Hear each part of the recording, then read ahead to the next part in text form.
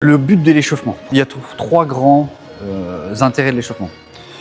Premier, c'est de préparer ton corps à l'effort qui va suivre. D'accord ?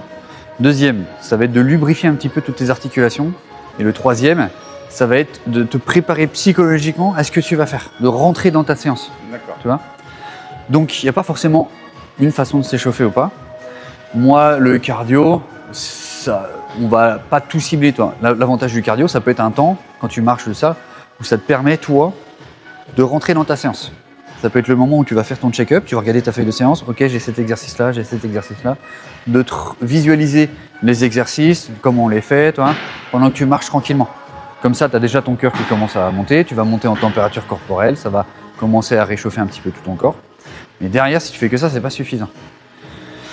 Derrière, en fonction de la séance que tu vas faire, moi je vais essayer de te mettre des exercices d'échauffement adaptés par rapport au mouvement que tu vas faire. Comme je t'ai dit, le but c'est de te préparer à l'effort. Donc, je veux que tu puisses être mobile sur les articulations qui vont être sollicitées. Donc, en faisant des exercices de mobilité comme on a pu faire les base raise ou des rotations articulaires contrôlées par exemple, ça va te permettre déjà de gagner de l'espace articulaire, de lubrifier un petit peu ces articulations en les bougeant. Tu vois. Mais en même temps, tu as vu, tu as des intentions d'effort. Comme tu as pu le voir hier ou là sur ces exercices-là, tu ressens des choses. Hein.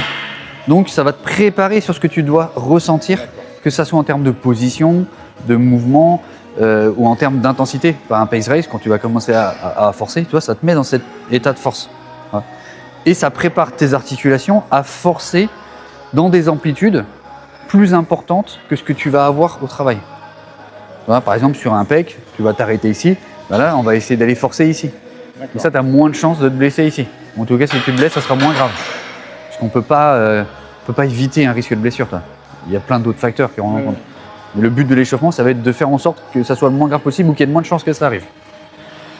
Et derrière, on va avoir ce qu'on a vu, la montée en gamme. Comme on a pu le voir ensemble, l'objectif de la montée en gamme, c'est que tu vas aller sur l'exercice spécifique.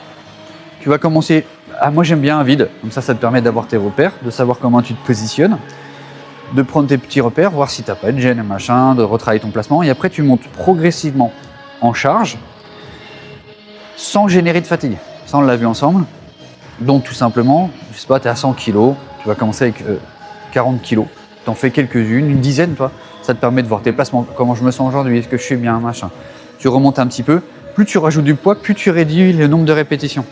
Même si tu dois en faire 6 à 100 kg, par exemple, tu peux très bien en faire que 2 à 90 avant. Le but, c'est de te préparer, d'appréhender la charge, de ne pas être surpris aussi derrière. Et là, avec tout ça, tu as ton échauffement complet. Et là, au moins, c'est dans ta bulle, tu sais déjà où tu vas, et le fait de savoir où tu vas, ça va t'aider à être beaucoup plus efficace dans ta séance que si tu es là et que tu ne sais pas trop quoi faire. Donc, c'est pour ça que j'aime bien mettre un tout petit peu de marche au début. Et après, une fois que tu es échauffé sur l'effort, là, tu commences à compter dès la première série de travail. Ça, c'est ce que je t'avais expliqué. Puis voilà.